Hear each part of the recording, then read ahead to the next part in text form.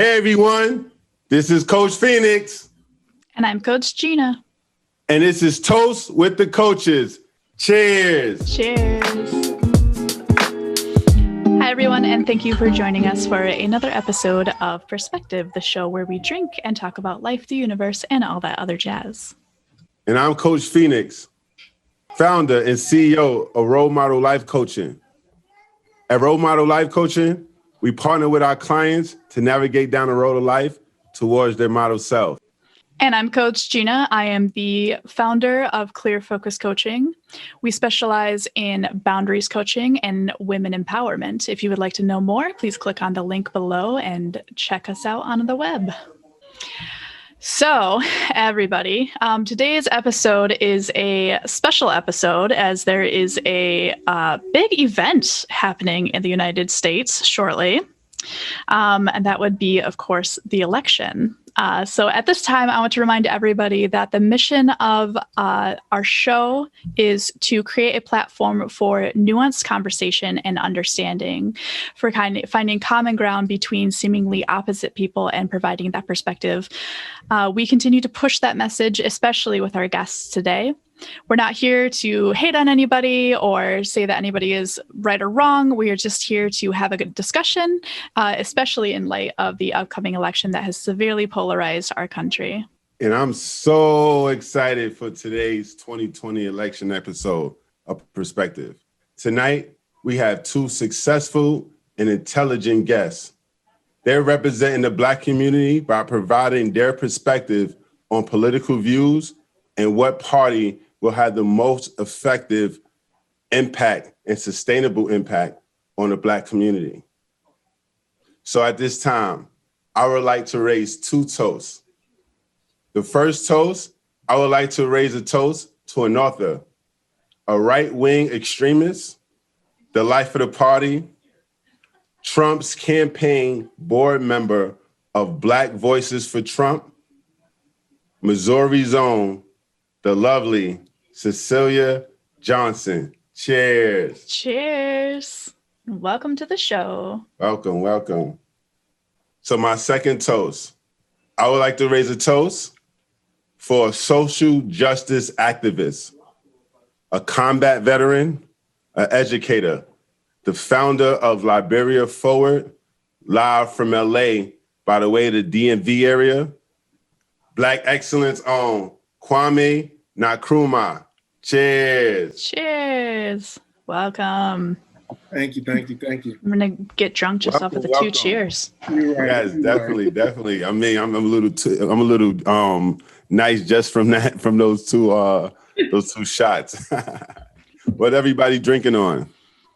Oh, we drinking on some Russian over here, some conservative Russian vodka.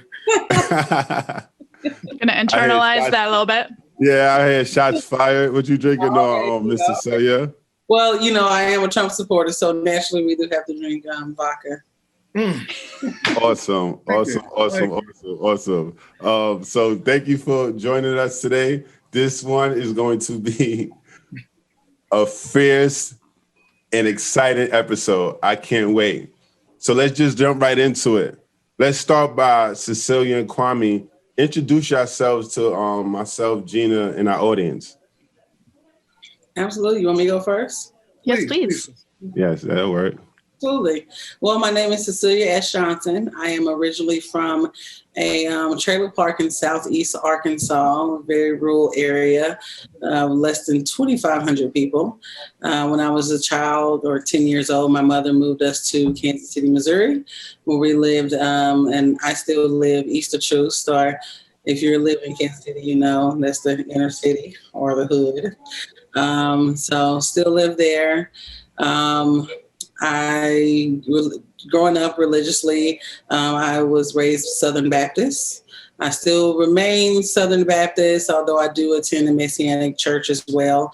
So I do adhere to those things. As far as, just the makeup of my life now, I would say most of my friends or people that I know or hang out with, I have a pretty good mix. I actually have two Facebook pages, personal Facebook pages, one with people that mostly live in my community, that my family members, a lot of those. Most of the people tend to be pretty left, swinging left on the pendulum.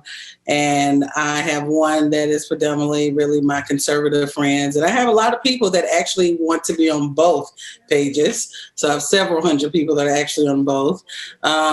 So I kind of in the middle. I think I do have more Democrat and liberal friends than I do conservative and Republicans, actually, because of my growing up and everything, my upbringing and things, and my family is all Democrat, with the exception of a few who have come over after 2016, thanks to Trump. Not thanks to me talking to them over the years about politics. So it's very interesting. Growing up, we never talked politics. We never, I didn't know anything. I just know that, if you're Black, you're Democrat. And then that's just the rules of the game, through entertainment and stuff. And, you just talk that, and that's just really all you know. My first time voting, I was 18 years old, and the guy came to my door and was like, "Hey, I want to change the community." And I'm like, well, I don't believe in politics. I don't care. And he was like, "Well, we're just giving all the people in the neighborhood a ride to the polls. If you just go and vote for me, it'll be quick. It won't take long out of your day." And I was like, whatever. I can't remember anything about this man to this day. But that was my first voting experience. Very embarrassing, very ignorant of anything, any issues, any candidates, anything that I was voting for, just because it was like, okay, it was just something to do for a second. About a year later, I read an article when I was with a friend in Walgreens as she got a prescription filled. Read an article in a national Black magazine by a Black man who was also from the inner city. And he was just talking about why he was a Black Republican. And this was April 2008. So if y'all remember who was elected in 2008, it was pretty shocking for me to come across this article in hindsight. And that night I went to Wikipedia, I went to party websites. I delved into the Democrat, Republican, Libertarian Party. I just had one moment of being completely unbiased and just really hearing what everyone had to say for themselves, from themselves, kind of like FUBU. And it was very eye-opening. And I decided that night that I was a Republican. And ever since then, I have been such. Even after that summer, I read, I think 8 or 10 political books, and most of those were from some of the top Democrat minds of the time, just to be sure that that's what I really was. And nope, I'm a Republican for sure. Let's see, I went, as far as education, I graduated from inner city public school in 2006 and went to attend University of Arkansas Pine Bluff, which is an HBCU in Arkansas, because I wanted to really get a more hands-on experience of Black culture and stuff, even though I did my whole life, really. And today, as you mentioned, I'm an author. I just wrote my first book, The Life of the Party, Memoirs of the Hood Conservative. I am a school choice activist. I actually do that for a living. And I also do a whole host of other things in Kansas City. I host natural hair events, teaching Black women how to take care of our hair, things of that nature. And I also host a lot of women entrepreneurship events as well, helping Black women start and build their own Black-owned businesses. So thank you guys very much for having me here today. Yes. Awesome. Thank you so much for being here. I know I'm amazing, aren't I? And thank you so much for sharing some of your background there. I have a lot of questions about a lot of things, but before we get to that, Kwame, same question. Can you give us a little bit of background about you? Yes, it's your turn, my guy. Nah, you gotta chill. I'm trying to. I'm really excited, first and foremost, to meet you, Cecilia, and thank you all for inviting me onto the show as well. My name's Lawrence Kwame Totome Jr. Most people know me as Kodak. A lot of people know me strictly as Kwame, or Kwame Nkrumah is another nickname that I have as well. Where I'm from, my parents were actually born in West Africa. They migrated to America because of the civil war that was going on in Liberia. And that's where my parents met, and I was born in Newark, New Jersey. From Newark, New Jersey, went down to Atlanta, was living in Georgia for a good amount of time, from Georgia to Norfolk, Virginia, from Norfolk, Virginia to Northern Virginia. From Northern Virginia in the DMV area, that's where I really just started to understand the world as a high school student, middle school kid, and started navigating. Had a lot of questions. I've lived in a lot of different places, and yes, it's the United States, but each region brought a different mindset of how to navigate the world. And so having all of that in my head, being an African kid at home, but American outside, and then having all of these different ideals, I was really trying to navigate the world. Barely graduated high school. I was a horrible student. And I love to tell people, like, college, I didn't think college was for me. I had cut my hair at the time and I was ready to just sign up for the military. And I was like, it is what it is. And I had applied to 2 HBCUs. My counselor was like, just apply here at least. And I was like, all right, cool. Applied to South Carolina State, applied to Virginia State. Got accepted to both. South Carolina State was going to accept me, let me come and play football. My dad was like, you're not wasting my money. And I was like, come on, I got to go. He was like, out of state, double tuition? No way. You don't even have study skills. But you can go and try your luck at Virginia State University. And I was like, man, that's crazy. Well, some of my boys is playing football there. Forget it, I'm going. So I went to Virginia State University. That's my HBCU as well. While I was here, Trojans, let's get it. After my first year, I got a taste of real freedom. I was in a world where I was no longer a minority. I woke up every day and I was the majority. And I was a young, wild kid. And I flunked, flunked out of school just because I was loving life. Did that for 2 years straight. And when I was getting kicked out of school, I had to make a decision, either go home or get back to go home and go to the streets, or make a decision as to how I'm going to get disciplined in my life. So I decided to go to the military. And so from the military, gained some discipline, came back, wrote my appeal letters, got back in school, started busting out. I was like, I'm going to graduate on time. Got sent to war. And I was like, I didn't think I was going to come back and finish. Came back from Iraq 2011. I was stationed in Baghdad. When they sang the song Bombs Over Baghdad, it is real, very real. And I came back home and really just had to get my life together. Ended up graduating, getting back in school, getting my master's degree, pledging Kappa, of course, the greatest fraternity on this earth. Yo to the bros. Incorporated. And then from there, that's when I started to actually find myself starting to dive into more and more politics. Religiously brought up, very similar to her. We weren't talking about politics, right? A Christian family, very Baptist, Bible study every Wednesday, prayer Sunday morning, going to church right after that, did the whole 9 yards. But as I grew up, went through my life experiences, I started to learn more about other religions. And the deeper that I went into that rabbit hole, the more that I started to believe, like, hey, there's a lot in common, a lot separate, and a lot that doesn't logically make sense. So I identify now as an agnostic. I do believe in a higher power, but I do not believe in any certain religious structure. So with that being said, being that I am more of a spiritual type person, I tend to have a lot of liberal friends. I do have some conservative friends, don't get me wrong, because I got to know what's going on the other side. How do you think? I have some that are very modest, and I have some that are very extreme. Needless to say, the closer and closer that we got to this election through 2020, I started to feel those extreme friends go out the door and get unfriended. And my more moderate ones just found when and when not to speak. Because they understood that there was a lot wrong going on their side of the aisle. I don't call myself a far leftist or a liberal. I'm a very independent voter. There are certain times, very minimal, that I find myself agreeing with the Republican Party. But when I do, or they do make sense, I will acknowledge it. I'm a person of understanding. I don't like to just say my side, my side, my side, and blow out yours. So yeah, that's me in a nutshell.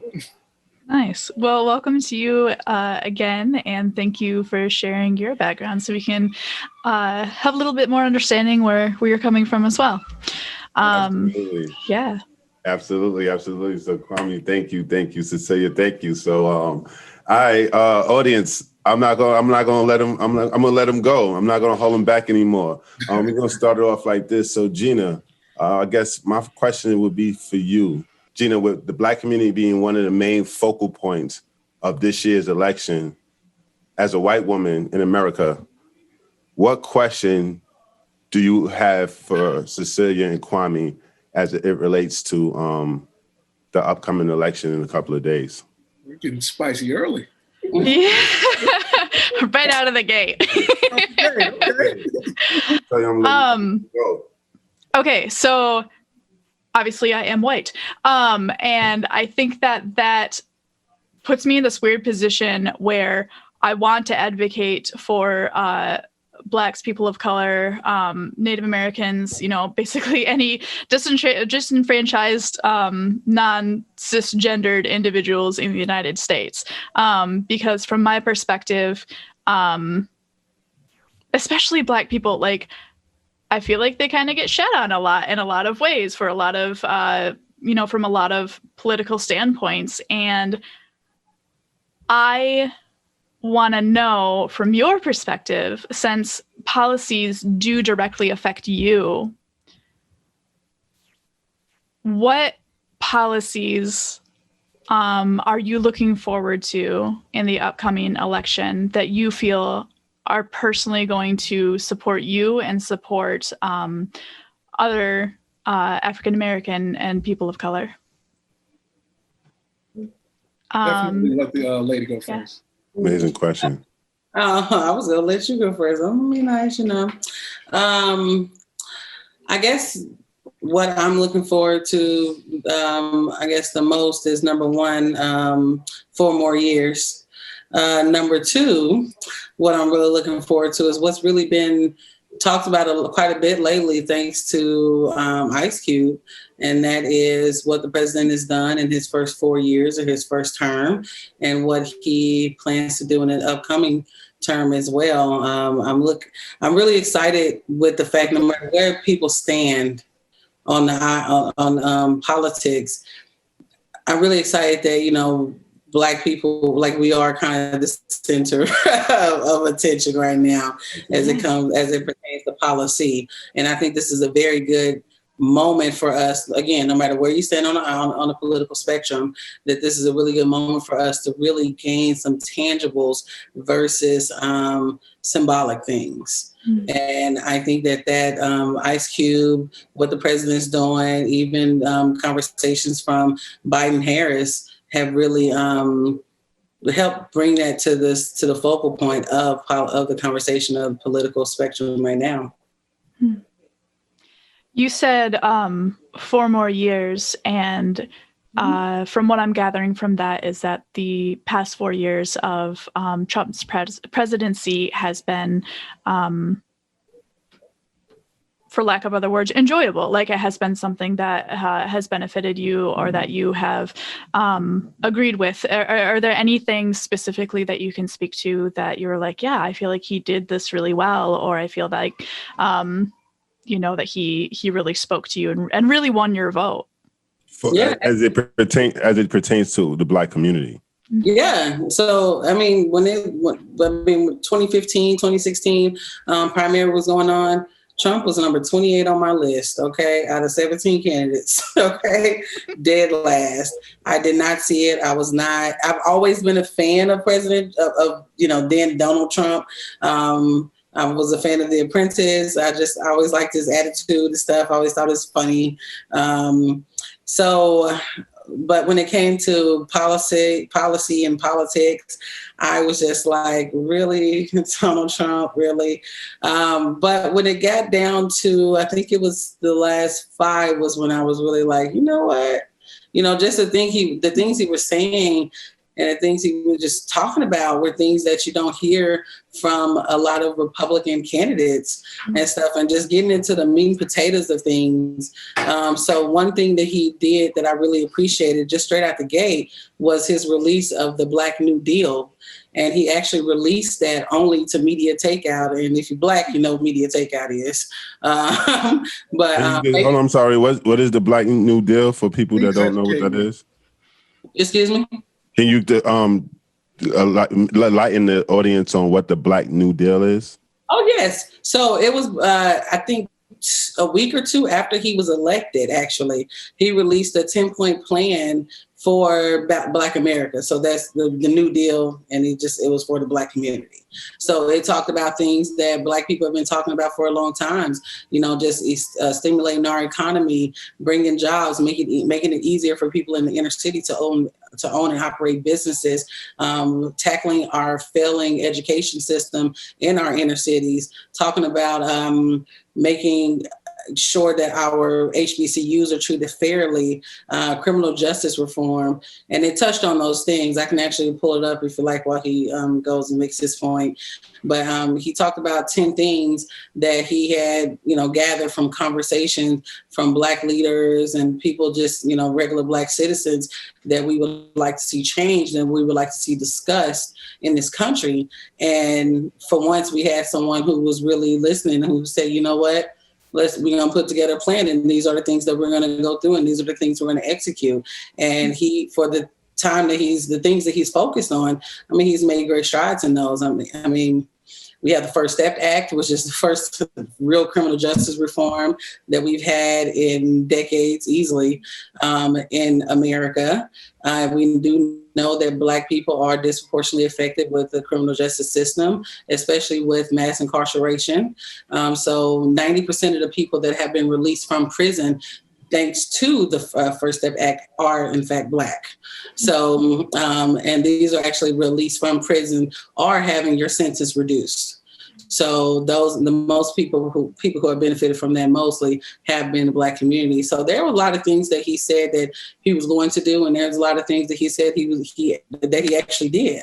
So that really reaffirmed my position or my support of him. And that's why when I got the call for Black Voices for Trump, I was like, absolutely.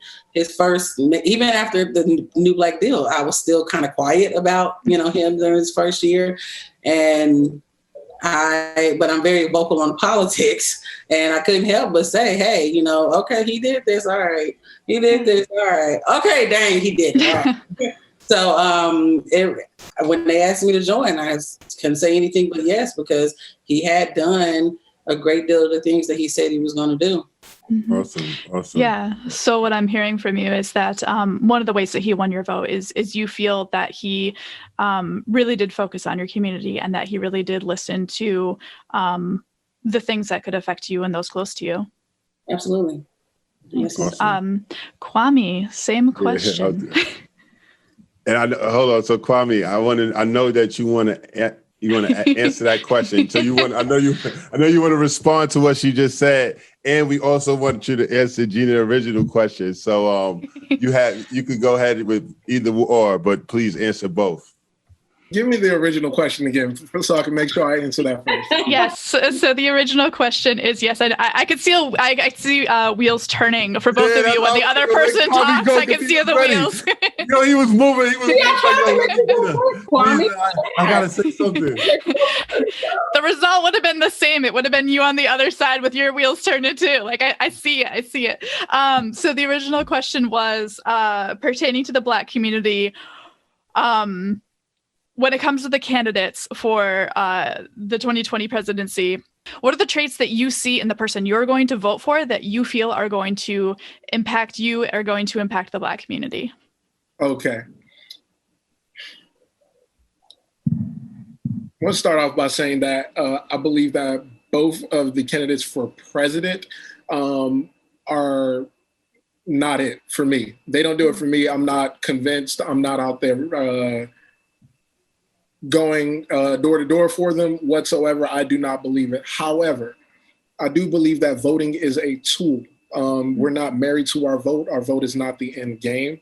It is a tool for us to get towards the equality that we are fighting for and the human rights as a Black community. So with that being said, unfortunately, in this two-party system that we have set up in this country, the lesser of two evils happens to be a Democrat again, and it happens to be Joe Biden, the architect of the crime bill and all of the good stuff that we all know about. Do I agree with him? No. Would I vote for him on a regular day? No. But because of the circumstances in which our community is in right now and our country as a whole, it would be detrimental to my overall goal for the Black community to vote for Donald Trump and the Conservative Party. The things that we face right now that I'm looking to get out of the new administration, and if not the new administration, and for some reason, Lord knows how, Donald Trump actually wins fairly. In his defense, we thought that last time too. we definitely did. That's why, I can't discount anything, but at the same time, we clearly see this man is trying to set up his way out of the election or his way to stay in. But either way, no matter who's in power, what I'm looking for is changes for the Black community when it comes to mass incarceration, education, gentrification, police genocide and brutality that is going on continuously, and equal access to wealth. It doesn't matter who's in power, whether it's local or federal level. Those are the things that I'm looking for out of those people. Unfortunately, the way that we vote in this country is all the way backwards. So it's like you either vote for one or you don't vote for the other. But I'm an advocate for ranked choice voting, right? Mm-hmm. Because it makes your candidates no longer have to throw dirt on each other. They have to appeal to the everyday citizen and say, this is why you should vote for me. So yeah, that's my thoughts on that. Interesting. Can I ask both of you, if you had any choice of any candidate this year at all, not just Biden and Trump, who would you be voting for? Uncle Bernie. Cecilia? Uncle Bernie.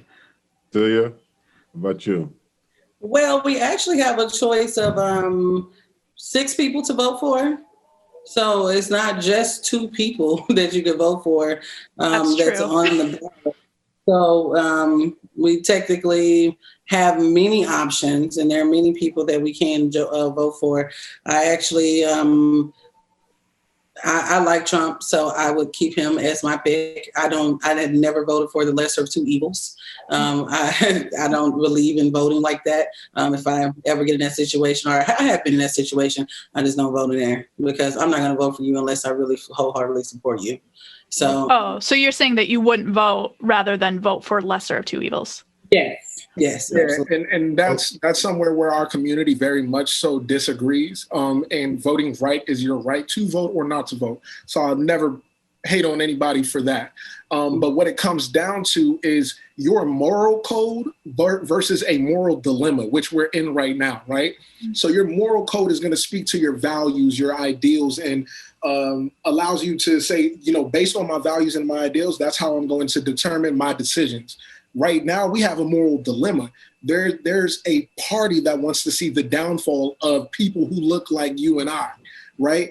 And although the person who's up for election is not who I would vote for on a normal day, the dilemma is my people are going to lose very, very bad overall if I do not go ahead and compromise my moral for the overall benefit of my people.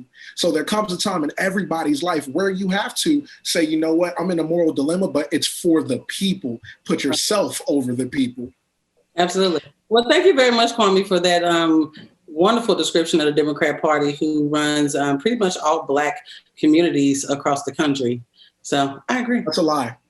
Go ahead. I'm sorry, that's a false statement, actually. 54% of the Black community lives in the South. If we look at an electoral map, you'll see that the South is red. So take that. So speaking to that, because I know that there's a lot of conversation too around like the Black community and even their ability to vote and gerrymandering. Do either of you have opinions on that? And do you feel anything needs to change, or do you feel that things are fair as they are? They're nowhere near fair. They've never been fair. When they were on their way to being fair, they were taking back 14,000 steps. We see actively that both the Republican and Democratic Party are drawing lines to get votes. The Democratic Party is doing it in retaliation to the Republican Party doing it.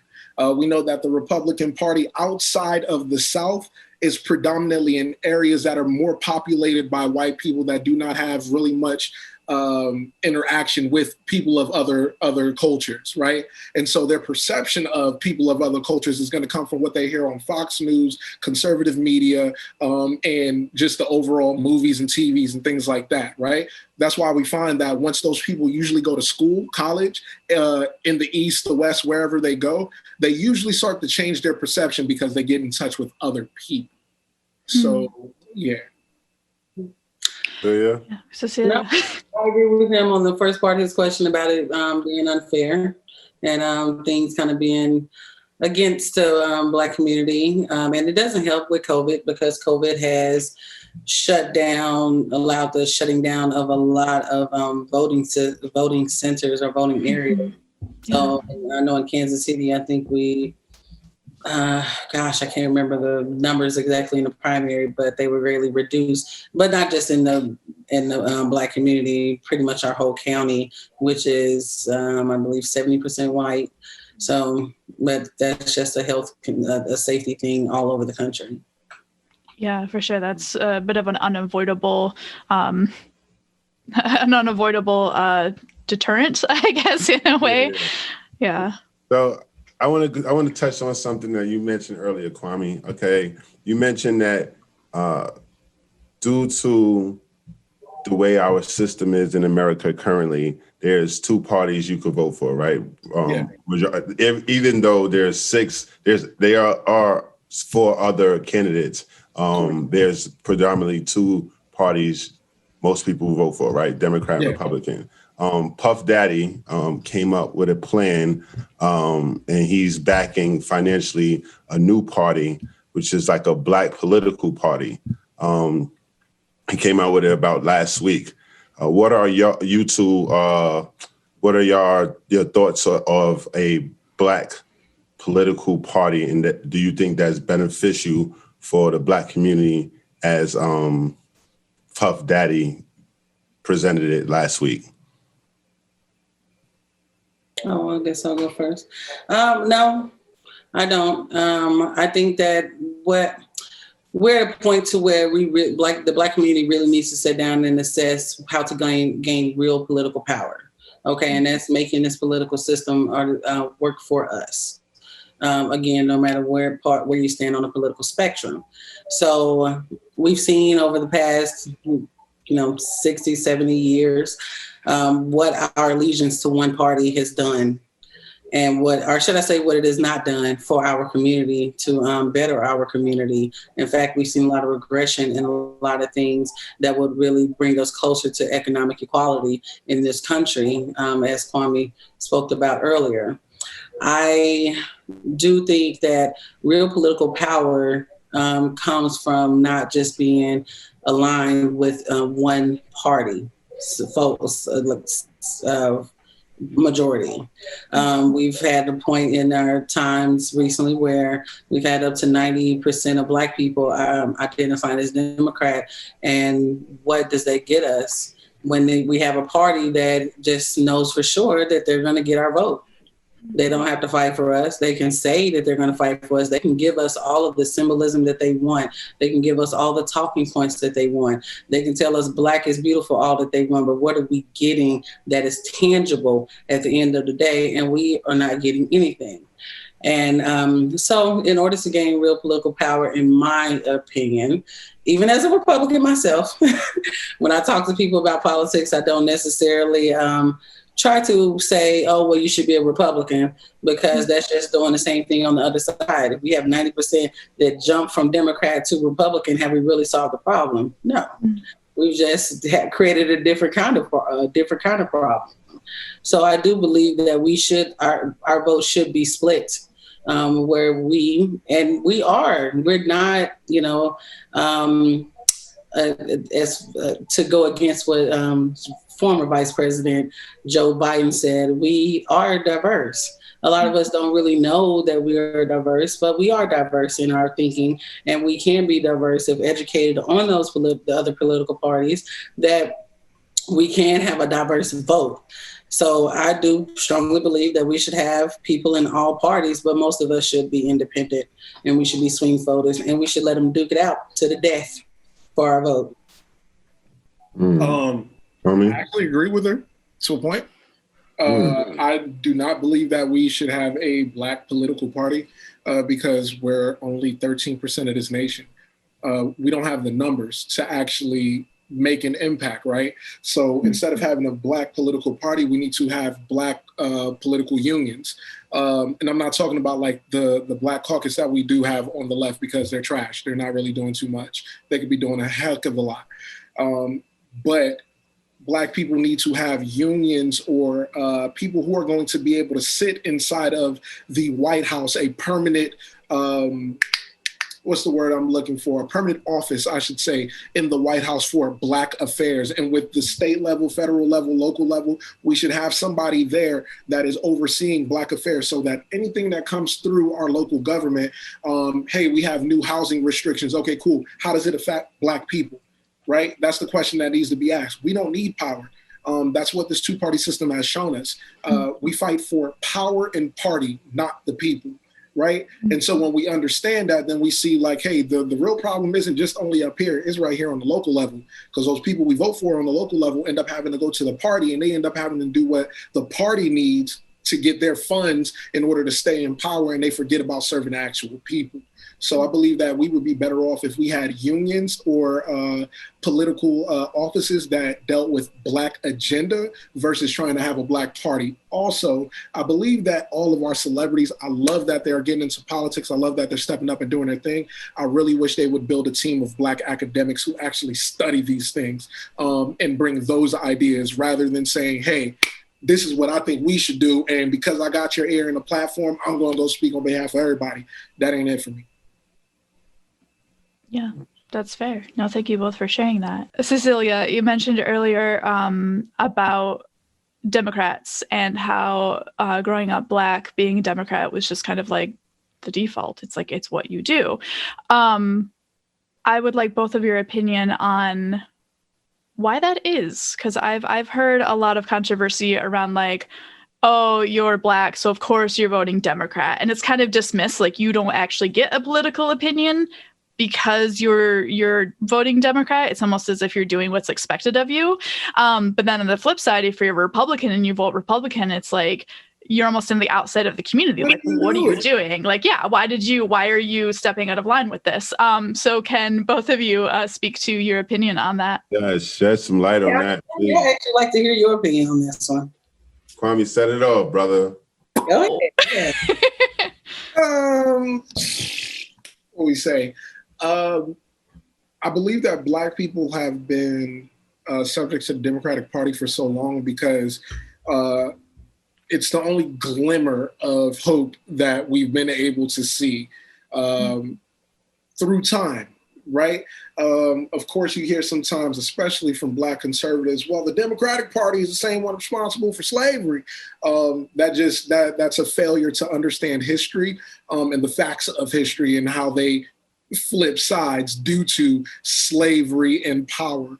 But needless to say, while the Republican Party was trying to bomb Tulsa, Oklahoma during Reconstruction, or bringing Black codes upon Black people, or Jim Crow, or the Housing Acts, or what, the Republican Party has actively always been ideologically trying to dismantle Black people in the United States of America. Not to say that the Democratic Party has not been as well, because there has been plenty of people who have put businesses before the well-being of their Black communities, or making decisions that do not benefit the Black community.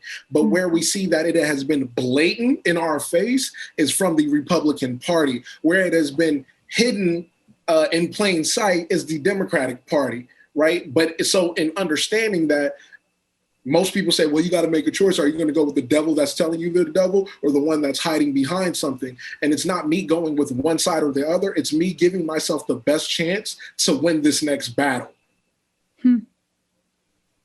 Okay. So Cecilia's like, that was a lot. So many wrong facts, such little time. So if it's so many wrong facts, we're gonna go. Shed some light. Yeah, shed some light. We're gonna go ahead. I got it. So let's take a little trip down history lane. We'll talk about this Republican Party that's always been against Black people, so much so that, in fact, in 1954, when they were founded, their platform was to abolish slavery.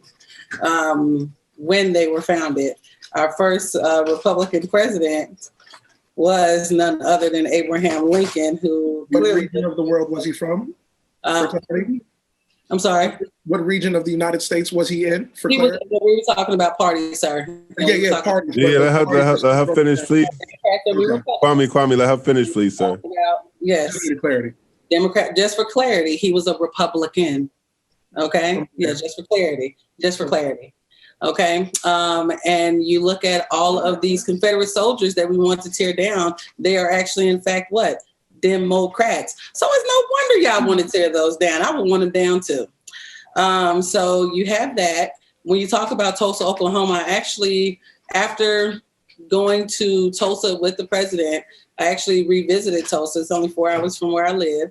I actually went down there and went down to visit Black Wall Street and had a historian go through those things with me, who was, it's safe to say that she was not playing for my team, but she was very clear when I asked her about politics and political things that these were not Republicans that were doing that. So let's be clear on that. Even if you look at, in my hometown, we have quite a fine history. We have the race riots of Chico County, Arkansas. And during the race riots of Chico County, those were, in fact, Democrats that were against the Black people in that particular situation. So I would just say that there are a lot of things that maybe need to be revisited when it comes to your reoccurrence of history. This is so wrong. As we go as to why Black people are Republicans now, because of course, if you're going to have the people, you're going to stick by the people that are kind of on your side enough to where they want you to be free from the chains of slavery. So originally, Black people did vote Republican for quite a bit of time. If you look during Reconstruction period, where we saw our greatest economic advances in the Black community, from slavery to college, from slavery to success, from slavery to successful business owners during the Reconstruction period, then you will see that we have, during that time, we were still voting with the Republican Party. I'm not saying that that's the end all be all for why we were successful. We definitely had a lot of things that were going against us. We definitely had a lot of things such as, like Kwame brought up, the Jim Crow laws. We definitely had things that, barriers that, such as the grandfather clauses that kept people from being able to vote, kept Black men from being able to own and bear guns. In fact, one of my favorite Republicans, Condoleezza Rice, her father's a Republican to the day he died, because when he wanted to get a gun to protect his family due to all of the violence that was being inflicted upon Black people in his community from white people, the only people that would help him get that and help him register to vote were Republicans. The ones you so illfully said did those things. So one of the reasons, excuse me? I'm stressing my life right now. I just want to let you know. My gosh, don't get stressed. Be blessed, honey. Okay. We need more drinks. We go, yeah. Okay. Just take a sip real quick, Bobby. You're gonna need some strawberry vodka, okay? So, finish real quick. So there are a couple of reasons why Black people ended up switching over from Republican to Democrat. A lot of people try to put it on welfare and things like that. But one thing that did happen was when Dr. King was locked up. There was we were pretty close to election. It was kind of underway. And when he got locked up in Birmingham, JFK made a call to get him released. And he also, I believe, wrote a letter and an article supporting the release of Dr. King, and the Republican candidate did not. And I think it's the Southern Leadership, what is it? Oh gosh, blanking out. They actually went and pushed that as something saying, okay, well, maybe these guys are the guys that are on our side. So that was a big turning point in American history as it pertains to the Black vote, and a couple of other, things, other smaller things, but that was a big part of it. And the New Deal didn't hurt as well. Lyndon B. Johnson and the Civil Rights Acts of '64, even though he had spent his entire career filibustering every other Civil Rights Act while he was in the House. But when he became president, he did sign that into act. And I think that those things gave way to Black people to transition over to the Democrat Party, because the Democrat Party was seen as the party that was for them.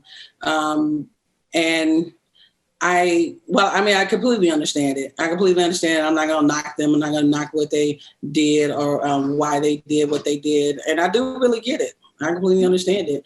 But as of today, I don't think that we are in a good situation being so closely aligned or tied to this party that is the Democrat Party.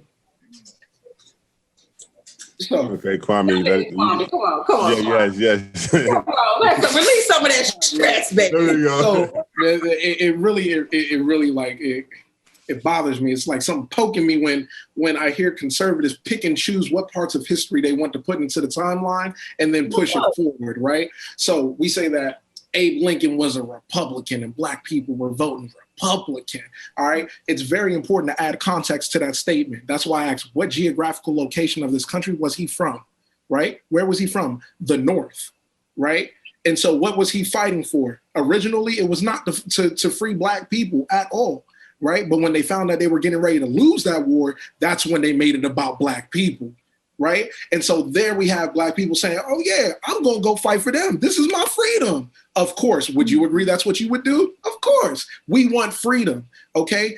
Pushing through all of those times, I'll skip the whole history lesson in between, right? But we're gonna skip to 1946. There was a little story that I wanna share with you of a Black veteran just like me. Happened to hear the story and I just felt like, I was like, damn, this is crazy, right? His name was Isaac Woodward Jr., right? Mm-hmm. He had just got released from the military on an honorable discharge, right? And upon hours of him getting released, he got beat by the local sheriffs.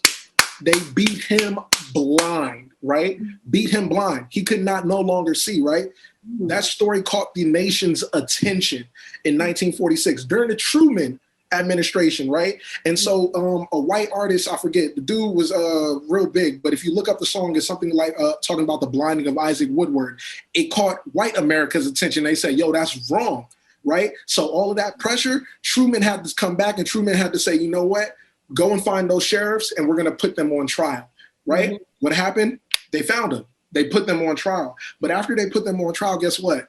They got let off by a jury of their peers, right? Mm-hmm. And so once that happened, Truman was like, nah, this ain't right. Now I'm going to go start talking to the NAACP. Now I'm going to start talking to these Black communities. And I'm going to say, you know what?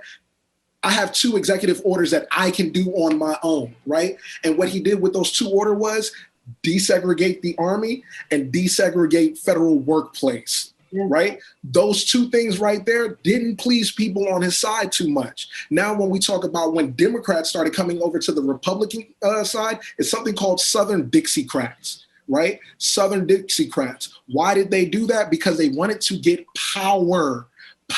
And when I see that, hey, all these white people in power starting to give these Black people all these rights again, nah, we got to find our way in there, right? And so when Lyndon B. Johnson starts signing into power the Civil Rights Acts and stuff like that, what do we have? We have people who are saying, no, we have to infiltrate in there. We need to get we need to get power. We need to do what we got to do. I want to say, and I might be lying, that Lyndon B. Johnson was like the first president from the South since the Civil War, right? So the South just knew they was about to get it done. No. Once they seen that, they said, nah, we got to start doing something different. We got to start switching parties. And that's when parties started to switch. So don't play around and act like, oh, no, no, they haven't been like that. We have to add context to what we say because history definitely matters. Celia, what you got to say?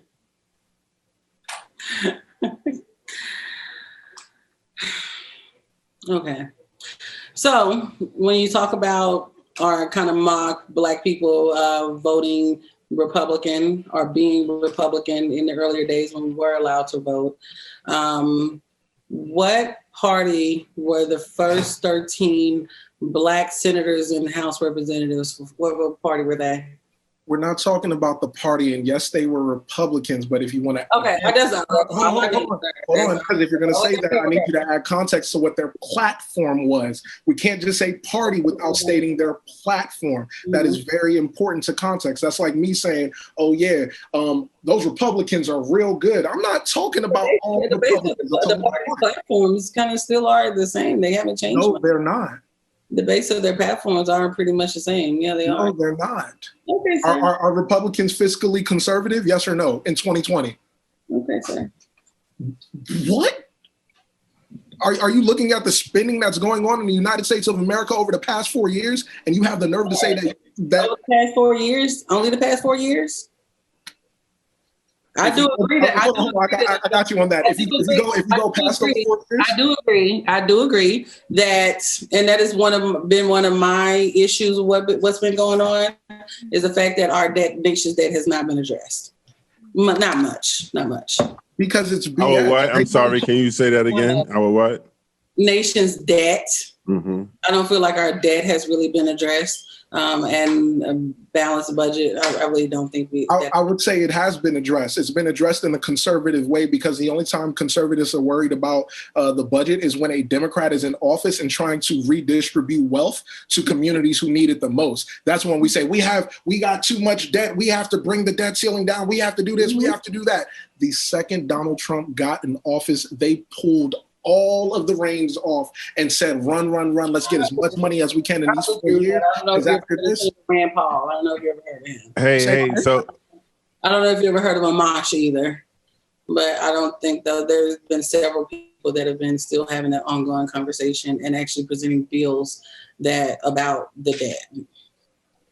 So that's not accurate. It's one thing to have a conversation about it when your party is not in power, but when your party has all the branches of government and you're still not getting anything done, what's we have all the branches of government? Yes, you do.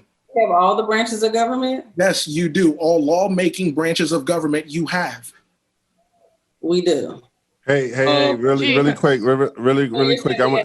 I'm sorry. Hey, Kwame, Cecilia. We have the House, the Senate, and the presidents, the White House. Hey, you had until 2018. Yeah. Had. Okay. Hey, Cecilia, Kwame. I just want to shift gears real quick. This has been something that I've been interested in to know from my own community. This question. So we had a black president, right? President Barack Obama. And my question to you will be, in your opinion, who has been the greatest impact? What president had the greatest impact on the Black community? In the history of presidents? As a history of president, was it President Obama because him being a Black president, or do you feel like it was someone else? It's a lot of presidents to consider. Oh, you want me to go first? Either or, yeah. It doesn't really matter. You're so funny. I mean, I'll go if neither of you have opinions, because it seems like you both kind of staying quiet here. I'm kidding. I know. Cecilia, please. No, I'll always give that credit to Abe Lincoln. I'll always give that credit to him. For as far as the most, I will always give it to him. Whether, we can debate about why he did what he did, whatever. There's no bad reason to end slavery. Okay. Period. So I'm sorry, let me narrow it down a little bit. Let's say in your lifetime. In our lifetime, if you want to go ahead and ask it, Obama versus Trump. Go ahead and ask. In your lifetime, it could be Bush, it could be Reagan. It could be the other Bush. Exactly. No, it definitely, not just by my opinion, but by just what the Black community has gained under his presidency, has been President Donald Trump. Oh, wow. Yeah. So you feel like that statement that Donald Trump made, that he has been the best president towards the Black community since Abraham Lincoln, you would say that's true? Yes. Yeah. Oh, man. Yeah. Kwame. He's fuming over there. Boy, you are Yeah. What's up? I'm so surprised and trying to understand the logic to it. No. Before you, let me. Yeah. I'm not gonna go. I would say there hasn't been a greatest president to Black people in this country. Multiple presidents have done stuff that has benefited the Black community. If we want to compare Obama versus Trump, neither one of them have really done anything outstanding for the Black community. President Trump has made gestures like funding HBCUs permanently and things like that. Those were political moves. I just want that to be very clear. But that's what I mean when we talk about political power. Hold on. Aside, but you're not doing that because you want to better a community. They're all doing it to get a vote. What do you mean? So Kwame, the question was, no matter the agenda, what president did the Black community benefit the most from? Neither. No, not. It doesn't. What president? It has to be number one. Even if all the teams suck, somebody has to be the champion, right? It hurts. As a whole, I would say Obama then.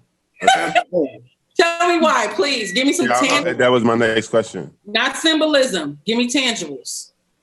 That's what you would go to first. Okay, sure. Symbolism, yes, he gave symbolism because you need visual representation in a culture in order for you to move forward. So yes, that is one. Tangibles, the Affordable Care Act. Before Obama, like 50% of our nation did not have access to health care. Okay, access to health care is a human right. Would you agree, yes or no?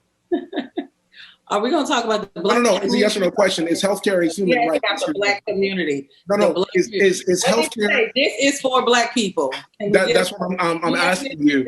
And so, as a Black person, Black people are humans. So, is healthcare a human right? Yes or no? Okay, I'm sorry. I'll ask. Gina, is healthcare a human right? Yes or no, Gina?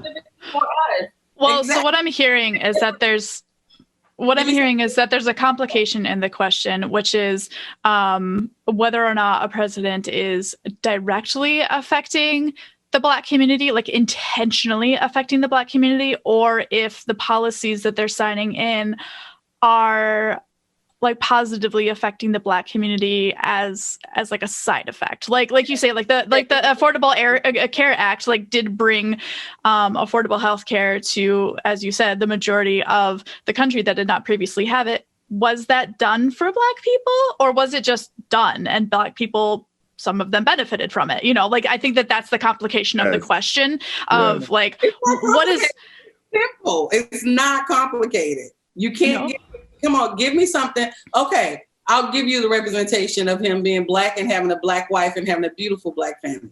Okay, I'll give you that one. Okay, but that's not my question. I'm sorry. My question was geared towards Black people specifically. Like, hey, this was a good idea, but Black people benefited also. No, hey, this plan or this bill or this was this. My motivation was towards Black people.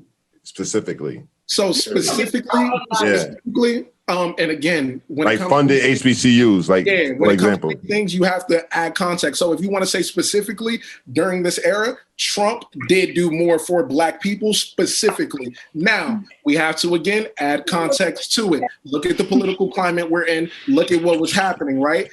Under Obama, the first Black president, he knew I cannot just do something strictly for Black people or I'm going to get eaten alive by the right wing. That is politics. Okay. I, as a person who is understanding, I understand that Obama could not do something specific. So he targeted human rights, right? Mm-hmm. But alongside with that, my issue was LGBTQ got their rights, right? But again, that was a net that was casted to everybody. Women got their rights. That's a net that's casted to everybody. What happened to the second term? With the second term, same thing. Politics. You're playing for your party and not the people, right? And why didn't he play for the people? It was a party that's for Black people. Remember? Yeah, exactly. If it was the party for Black, if the party, for Black people. In general, we talk about the Democrat Party. If you Black Democrat, because Democrats represent Black people, they support Black people. Yes. They say Black Lives Matter. What happened on the so they say Black Lives Matter, but Republicans don't. I noted that. Thank you. But moving forward with that, you have to see that, yes, Black people were still doing good underneath Obama. You look at the overall unemployment rate, it went down. If you look at the wealth that we were able to amass over those 8 years, it definitely did go up. All of those trends were going down, and Donald Trump started to take praises for it, saying, oh yeah, under my presidency, everything's going down, blah, blah, blah, blah, blah. It was a trend. Again, add context to it. As that trend continued to go down and Donald Trump started to implement and take away policies, we started to see, oh my God, unemployment going straight back up. Inequality rate, we're destined to have below $1,000 as a median income as Black people in the next 2 years. As a people, not individual, as a people underneath Donald Trump. So to say that Donald Trump is doing something for Black people directly is to be miseducated. But you just said that he had been the best, he had done better than Obama. Context, Cecilia. You can't just say, oh my God, we won the game. You won the game because you cheated. And I got a question. Do you see a problem with the things that most of the people in your party say? What do you mean? Give me something. All right, example, Lindsey Graham earlier this week, right? Most of the things that your party do? Say it again. You see a problem with most of the things that your party do? Say and do. Say and do. Right? Because I'm more of a policy girl. I'm just gonna give it to you straight. I am more of a policy girl. When I look at politics, look at policy, okay? Because you could sit here and be my state representative and you can say all these things all day long, but at the end of the day, what really matters is what you do with that pen and that paper. That is what's going to be there when you leave office. Do you think that it's still going to be in a newspaper, but what is going to matter and what is going to affect me is that pen and that paper. That is what I'm going to look at before I look at anything. Can I put that into a different context? Because that perspective has always fascinated me, simply because from a position of leadership, I believe that there is a higher expectation of how you conduct yourself. As Spider-Man so eloquently said, with more power comes more responsibility. And so if you look at the relationship that the United States has with the presidency, and that comment of, well, I care about the policy, not necessarily what you say. It's more about what you do. I guess that throws me off when it comes to the relationship that we do have with the president, because I wouldn't say that about my significant other. You know what I mean? I wouldn't be like, yeah, you can call me a whore and a bitch and call me names, but it's really about, what do you do? Do you buy me flowers? Do you clean the house? Do you take care of our children?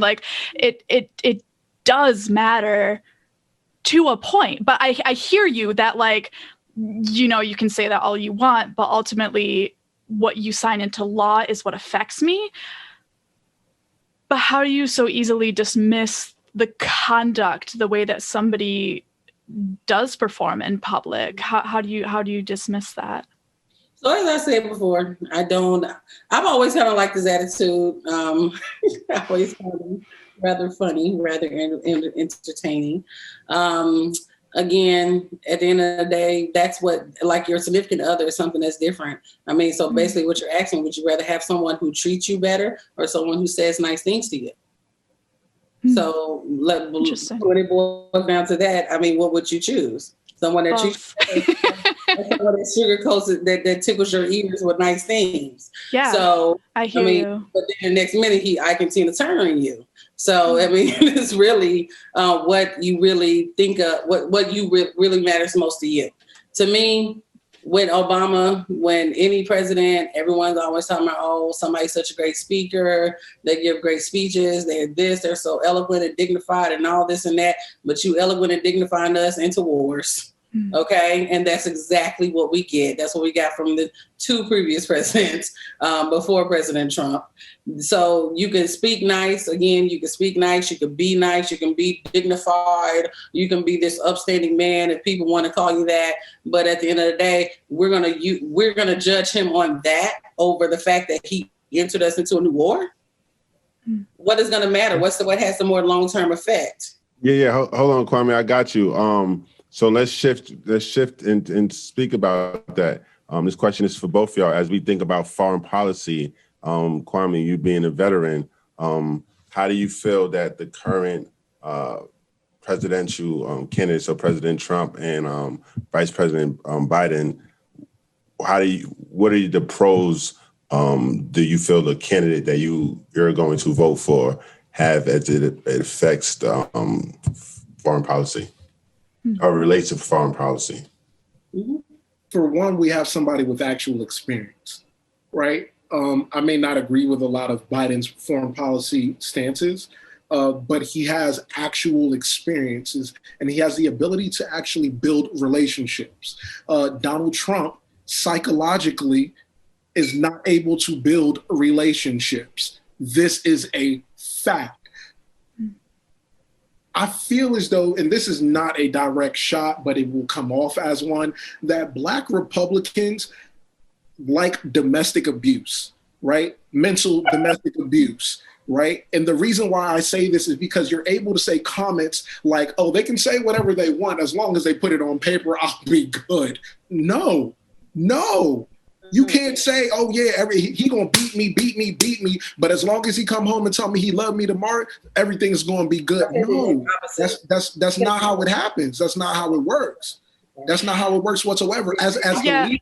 I do have to interject here because I agree with Cecilia that I did hear the opposite of that. Is she's saying, do you want somebody who says nice words and beats you behind closed doors, which is what she feels that the Democrats do, which is, they're appearing very upstanding in public, but behind closed doors, they're not doing what they say.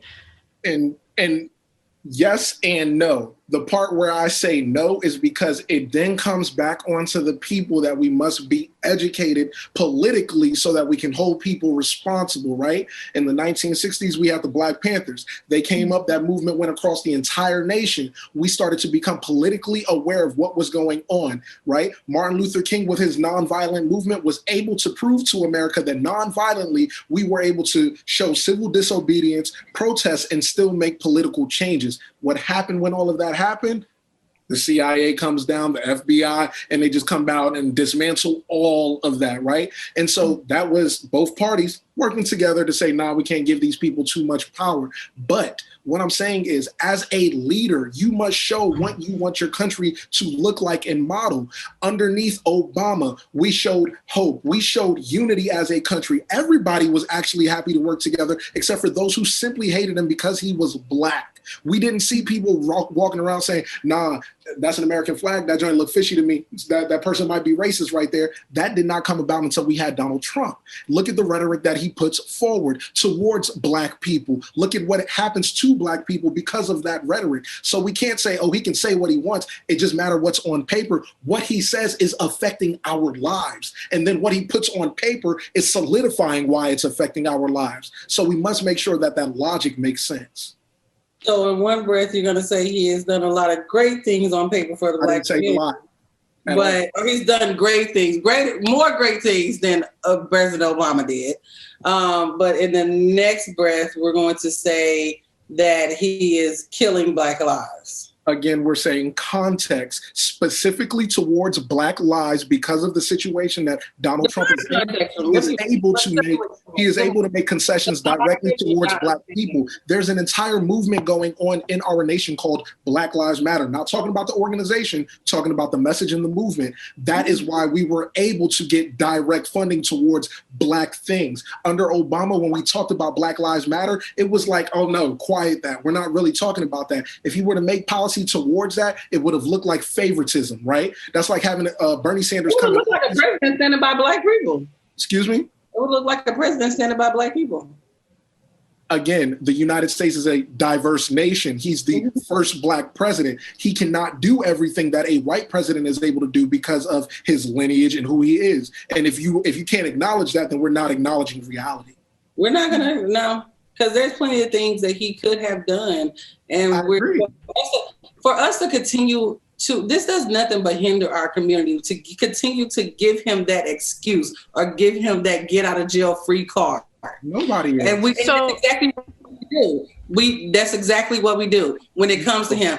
Every single not every single, but most Black Democrats that I have conversations with, they always say, Obama couldn't have done nothing because it would have been for Black. It would have looked too much like he's trying to help Black people. It would look too much like he's trying to do this.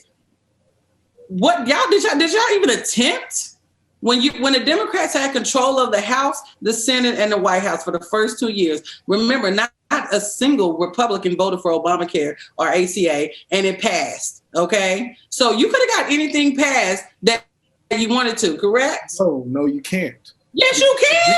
No, it depends on the concept. When the party can't it depends on what is inside of that bill and what their constituents stand behind. Again, the Democrats they got what they wanted. When it came to ACA, they got what they wanted with not nary a Republican supporter. None. So yes, you can. It is fair to say that they could have did criminal justice reform in his first 2 years. He could have done criminal justice reform in his first 2 years. Why couldn't they do criminal justice reform?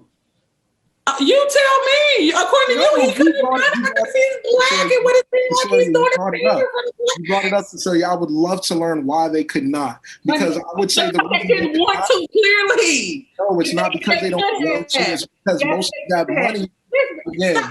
Take the blinders off. Hold on. Listen. Hold on. Wait. Cut off from this one. Excuse me. Hey.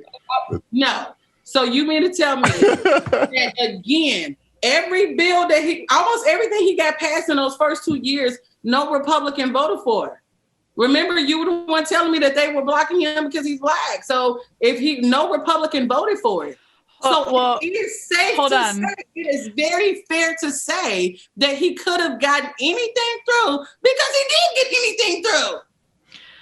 So quit giving him that excuse. You keep giving him that way out, and all it does is mess up our community even more. Yeah. Wait, so we're gonna end that there with the Obama talk. Thank you for that. So let's go ahead and stop that there because that was really good, but it was getting too spicy. Too spicy. It wasn't getting too spicy. So hold on, wait. So Cecilia, we didn't get your take on President Trump foreign policy and what you agree with. I think he's done a pretty good job in foreign policy. I'm no foreign policy expert, and I think it was what? Kwame, I have not. I thought this when we first started this to thank you very much for your service to our country because you did something that even I would not have been brave enough or courageous enough to do. Thank you for your service, Kwame. I appreciate it. So Hold on, wait, Cecilia, and thank you for my service too. I'm a veteran. Are you? You did. Yeah, I want you to say it to me too. I did 2 tours. Thank you. Okay, now. Okay. No problem. I'm just throwing that out there. I'm not a veteran. You don't have to thank me. That was my next question. But I think he has done a great job. We have not. What? We have not been entered into any new wars. We have not Please tell me which one. Wait. No. Wait. Kwame. Wait. I don't want to see the question is on you. I want you to expand on what did he do? I like what he just did with bringing peace to the Middle East. I do agree with him on Soleimani, even though they were trying to make it seem as if, that was a bad thing. We shouldn't have done that, killed a terrorist. Overall, I think I do like the fact that he is putting America first and is getting us out of a lot of these globalist deals and organizations. I definitely support and agree with that. But so I have nothing but support for what he's done as far as for foreign policy. Can I ask to both of you, and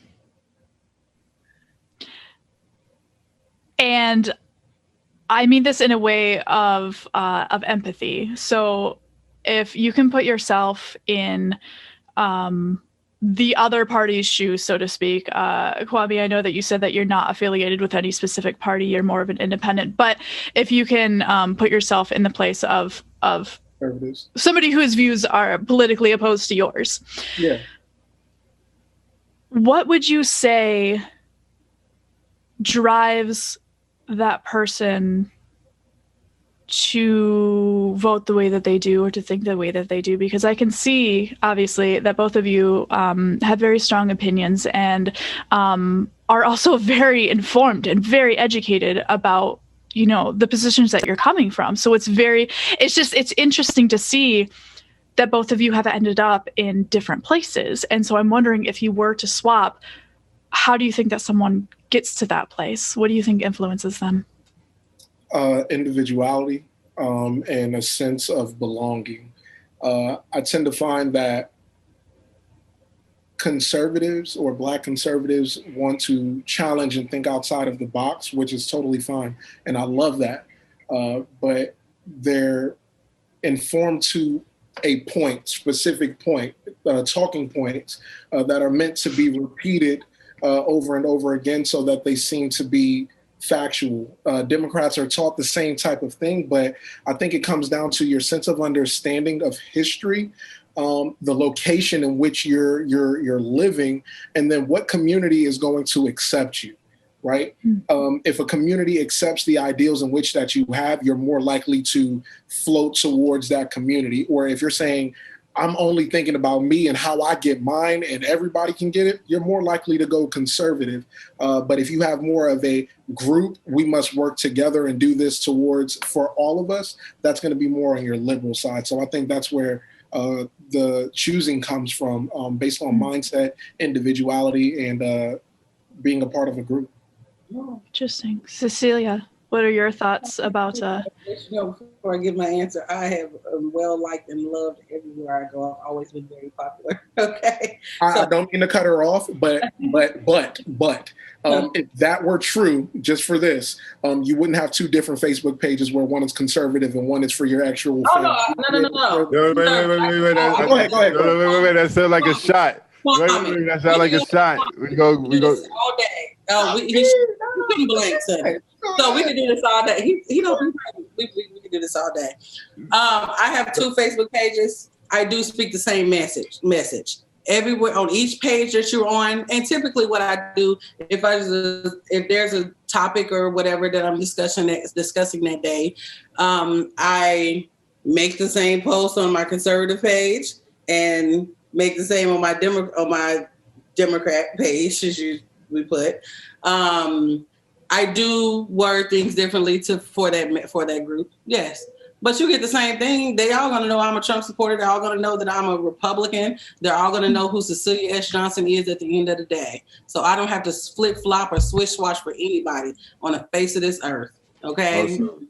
Yeah. So it's going to be me, no matter what. Yeah. So as far as your assessment, excellent. To me, I think a lot of Black Republicans or a lot of Black people do tend to vote Republican for several different reasons.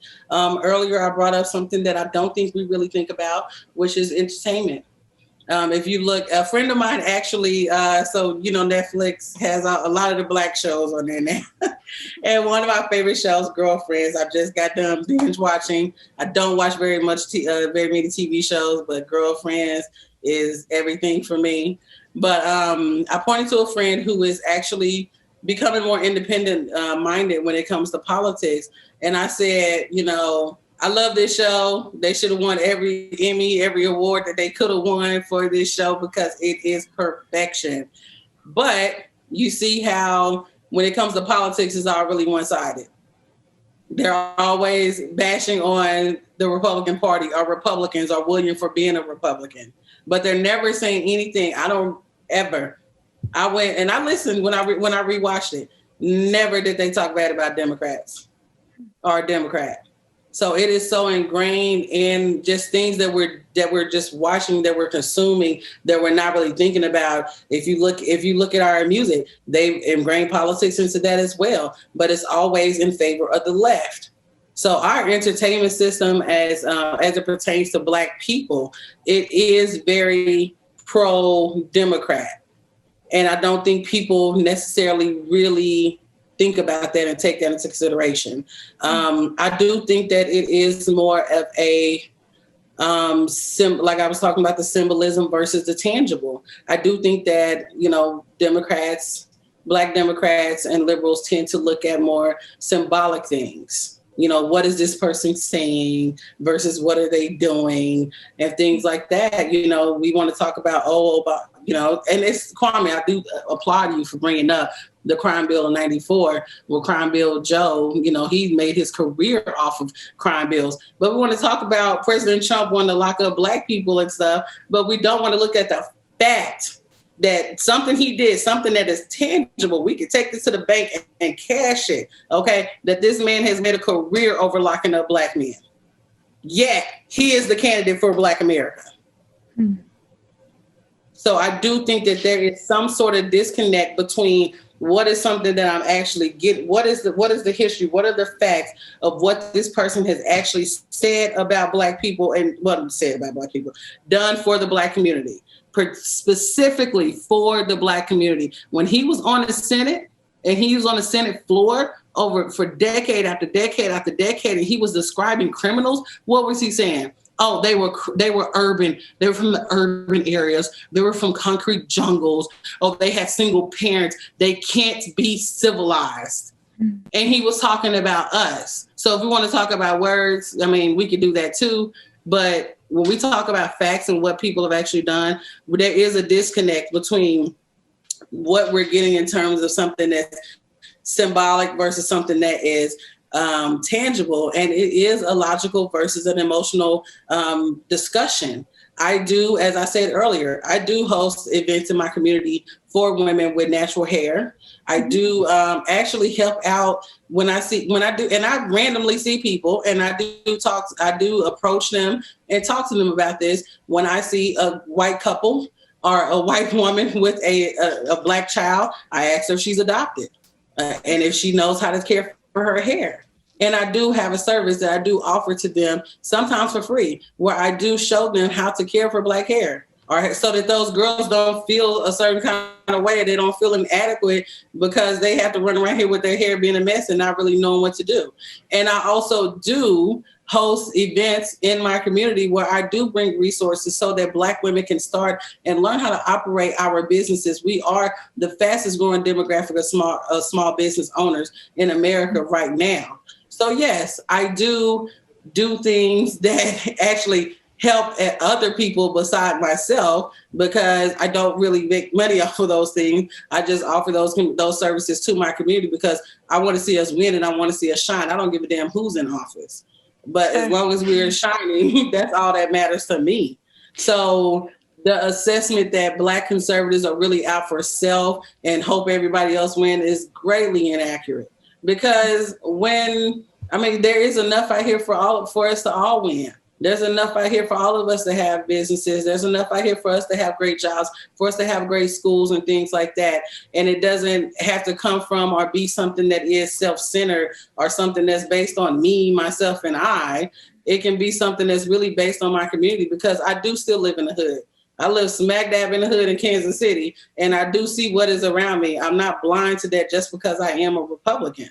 Yeah. I do see those things, and I see those injustices, and I see those economic barriers, and I want to see what it is that I can do to bring that to my community so we don't have all of those things. Yeah, absolutely. So do you think all individuals like yourself from that socioeconomic class have the opportunity and the resources to live the American dream? No. Under this current president? No. I feel like in order to answer that question, we need to define what the American dream is. I mean, well, you know what I mean. It can be whatever you want it to be. My American dream is going to be different from yours, Gina. Yeah. So that's what I'm saying. Sure. The American dream meaning they could be anything they want to be. That's the American dream. You could do anything you want to do. Hold on. So, No. Wait. I want to hear Cecilia. I want to hear your No, but that question was directed to you first. I'll give you mine. Quickly. And then Kwame, please, definitely follow. Thank you. I don't think we have been given all of the tools and resources that would allow us to live and fulfill our American dreams. Number one is education. If you look at our education systems across this country, the Black community or the inner city is constantly given the short end of the stick as it pertains to K-12 education. And the same people that are supposed to be, quote unquote, fighting for us or representing us are the same people that vote every time to keep our children locked into these failing schools. They don't want to vote for anything that would allow us another way out. In fact, since we were just talking about our first Black president, one of the first things he did while he was in office was defund the DC voucher program, which benefited mostly Black and brown kids. So now that they have an opportunity to go to other schools besides their failing inner city public school. So now the system we're living in does the model what we call zoning. So if you live in this community, you have to go to this school. So my high school, for example, that I graduated from in 2006, I work in school choice policy in Missouri. So I look at numbers and stuff all the time. I went and looked at my high school, their numbers from last year, and I actually cried when I looked at that because it was just really, I was by myself. I was a little tipsy. I don't know why I did this. And I did it, and it made me so emotional because it really just pissed me off because you have all of these great minds that are trapped in these failing schools with no way out. Their parents can't afford anything better for them, and nobody is really allowing them opportunity to get out of that situation. So for my high school, only 12% of the students are proficient. That means at grade level or above where they need to be in English. The whole high school, 12%. Does anybody want to take a guess of what the number is for math? 8%. 0. A whole high school, not one student tested at grade level or above in math. Yet this school is allowed to stay open. This school is allowed to be funded. This school is allowed to still operate. And those kids are allowed to still be in prison by their zip code and tied to this school, no matter what. So no, we're not allowed it.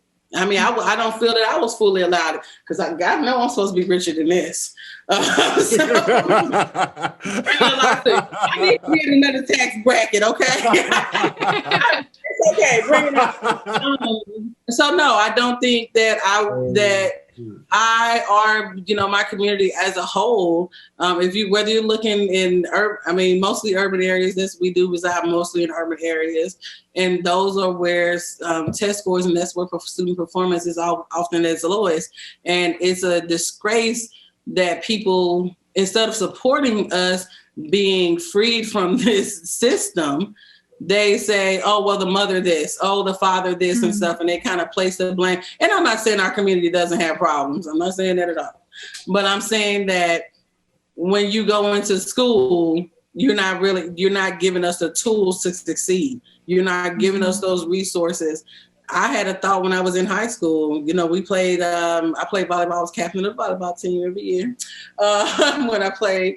And I just remember going to a tournament at a private school, and we played this school and we saw their team, and it was so many teams, and we just sat there and we ended up talking to all of these girls from private schools, and they were just like, oh yeah, girl, we've been this, so we've been playing together since we was 5. So we're, perfectly synced. I know what she's thinking. I know her move. We have this, and we do this at school, and we have this, and we go here. And they're freshmen already going on college tours, and they're already getting prepped for all of these things.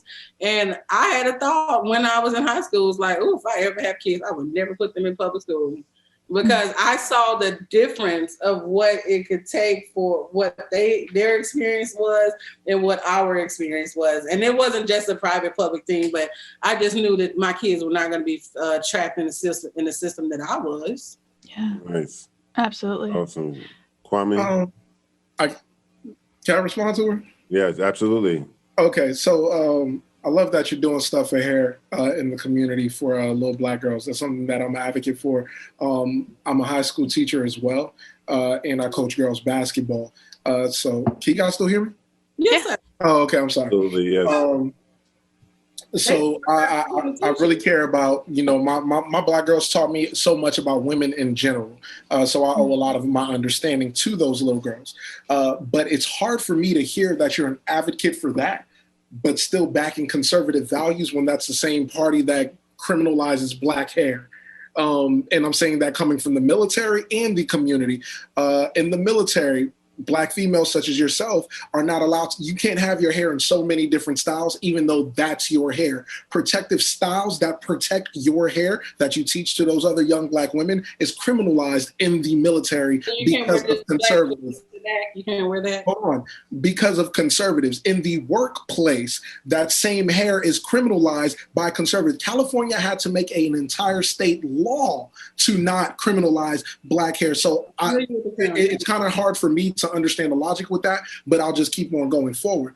Access to wealth, right? When we talk about access to wealth, that is directly connected with educational funding. And as a school advocate, right? And so in these Black communities, we do not have ownership of our houses. Why don't we have ownership of our houses? Because we've been blocked out of those funds from the banks for so many years. So if you don't have ownership of your houses and you're living in a low income community where they've already taken out jobs and whatnot because, well, you Black people tried to get better than us and we don't like that, right?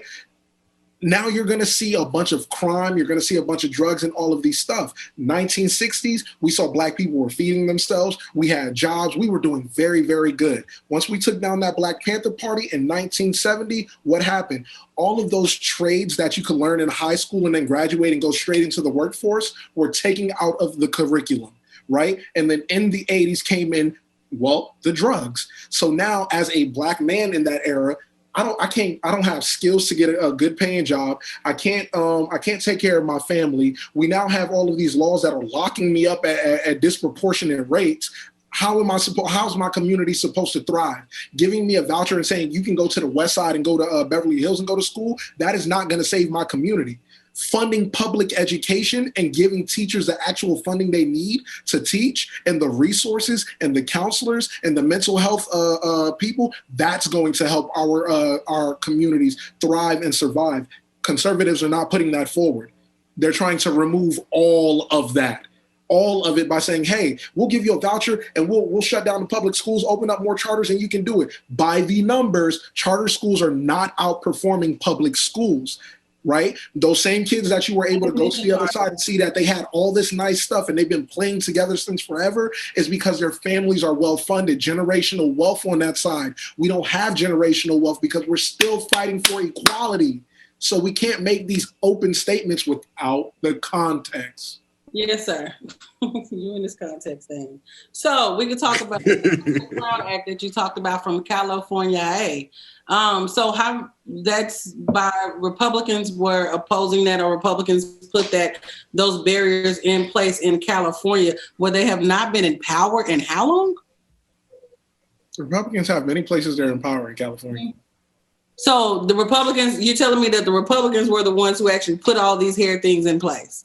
Only Republicans in California. Again, I don't play the part. California, which is old. I dig into the context of who voted for. We're talking about the context. We're talking about the context of that voter down there. So we're talking about that they are mostly the elected officials in California. Most of them are Democrat. Okay. Most of those companies over there are what? Democrat run and operated. Those companies are actually conservative ran and operated. Yes, Hashtag Facebook, Mark Zuckerberg. He's what? Are you serious? Zuckerberg is a Democrat. In what world? Yeah, as soon as he's a Democrat. Why do you think? Hold on. We going to find out right now. Siri, what is Mark Zuckerberg? You do understand this man is worth like a lot of money and he's trying to save his money. And when you're trying to save your money, you're going to vote more right so that you can get public tax codes. So why do so many conservatives and Republicans get banned off of Facebook? For spreading false lies that are going to hurt the American people. For instance, you can't go around saying, hey, don't wear a mask. It's not going to help X, Y, and Z. So again, you're talking about the state of California, which is Democrat owned and operated. He's neither Republican or Democrat, but he did back Trump in 2016. Thank you. Context matters. Right. This is why he always bans him off of. He doesn't. He tried his best not to ban Trump off of Facebook until Congress actually jumped in and said, "Hey, this is affecting the American people. These falsehoods are affecting the American people. How can you back a party and a president who consistently lie to the American people? Your president is $400 million in debt to other countries, but yet he says America first and don't pay no taxes to America. How can you back somebody who has those type of morals? And then you're sitting here saying, oh yeah, they're going to be better for the black people in this community. No, they don't. Not just me. Who? You said it too, not just me. So again, with the Crown Act, as far as the Crown Act goes, we're going president right now. Really put that on. And I have been running around here with this fro for the entire time that I've been a Republican in the state of Missouri, and I've never had any negative thing because of my hair. Hey. It is Republicans, really. I'm on the Republican side, really. So operates things like that. So it doesn't add up for you to say that is Republicans that have been doing that when the most of the people that are in office that are voting for things in that state are Democrats. Well, I think that this is part of the nuanced conversation too, that is difficult to come at from an opinion basis. That in order to get into the nuance of that, I think that we would actually have to look up that policy and then look at who voted for what in order for us to have a clear understanding of that specific policy. So I think that... Weren't you saying that the Republicans banned natural hair and then the Democrats came in like they always do and saved the day? No. I'm not saying they came in to save the day or anything of that nature. What I'm saying is those type of policies are really... But you have no proof. You have no proof to say that Republicans... I do have proof. I can pull up voting records and we can go through person by person. Republicans, that they implemented those laws. What is the name of this law that you speak of? I can't call it for you right now, but I'll find out and send it to you gladly. If you would like to. We both have access to Google. Of course there wasn't. So can I ask real quick, because I want to speak to him about the education when he was talking about the education system and things. Not once did you hear me. Not once did I mention school. Me personally, I do think that Black people need to own their own private schools and educate their own children. So it's not a charter school, which are partly government funded. I do believe in charter schools are slightly better, perform slightly better in most urban areas across the country. So I can't say I'm totally against charter schools. They do. And I can't say I'm totally against charter schools, but my ideal situation would be Black people owning their own private schools and educating their own kids. Nobody's going to love a Black child like a Black adult. Okay. Nobody's going to care as much about their education as another Black adult who has Black children that look like their Black child.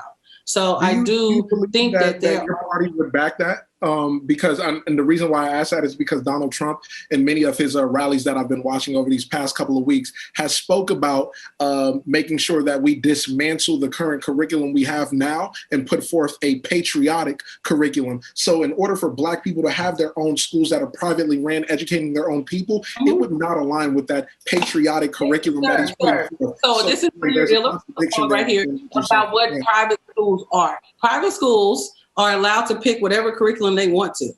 Okay, so he can say that. Excuse me. They can say what sir.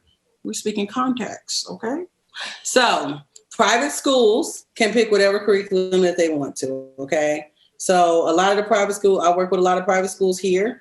A lot of them, and I predominantly work with the Black-owned private schools in Missouri as well.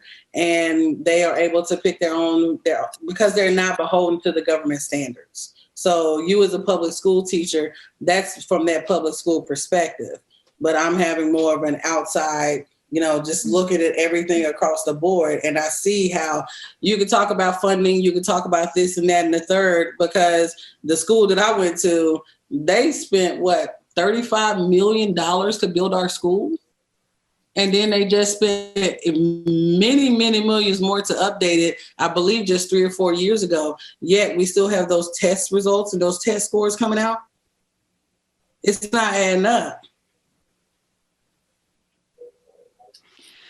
So what I'm hearing from both of you is that from your own standpoints, I hear that you both care about your communities. I hear that you both are doing the grassroots work of the work, like putting yourself in those shoes and to actually do the work that it takes to try to improve the communities around you. And that you are doing the best that you can to vote according to your conscience. And I know that this conversation is a very difficult one to have. So I appreciate you both coming with the vulnerability and with the honesty that you feel about those perspectives, because that's exactly why we're here, is to share those perspectives with each other and to be able to have those conversations. And I think that they're important to have. And so for the fact that you both are willing to come here and to have those conversations, I appreciate that so much personally. Unfortunately, as much fun as we have had, we are coming to the end of our evening. So I just want to say again to both of you, thank you so much for the work that you're doing in your own communities. Please continue to educate yourselves, educate those around you, continue to have these conversations. As difficult and as frustrating as they can be, they are important to have. And viewers, I hope that you also have taken so much from this conversation. I know that I have. On both sides, there's things that I had no idea about that I'm going to go down the Wikipedia rabbit hole about probably this week. So thank you also for sharing that too, because I think that we all need to be challenged, especially in this time. We need to not sit back on our laurels and say, I'm voting this way or I'm voting that way. We need to be educated and we need to hold those who represent us to a higher standard. Regardless of what party they fall into. It's not about just voting with your party. It is about holding the people that represent you to that higher standard. And regardless of anything else, like we talk about America first, and it is America first. It is not Democrats. It is not Republicans. It is not independent. It is America first. It is America's president, not the Democratic president, not the Republican president, it is America's president. And that president needs to represent all of us and the values that we hold. So again, thank you both for joining us tonight. Phoenix and I tend to end our episodes with what we like to call the thing of the week. So we're all going to take a deep cleansing breath and we're going to move into our thing of the week, which is something that I will have Phoenix introduce as he so lively does. So before I start that, I just also want to say, man, this was an incredible episode. I was looking forward to it. Thank you for representing our people, Black people, so well. You both, you did an incredible job, as I knew you would do. Represent HBCUs. I went to HBCUs, so you killed it. So just thank you. Thank you for being passionate and educated about what you do. Audience, I hope you gain some perspective from both sides on where our community stands as it comes to politics, either way. And again, thank you for being respectful. So we really appreciate you both. So like Gina said, this is my favorite time of the show, I think of the week.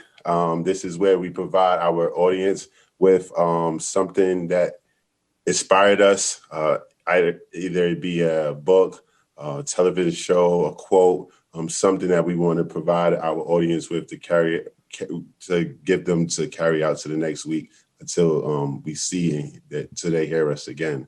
So my thing of the week this week is simple, man. Just vote.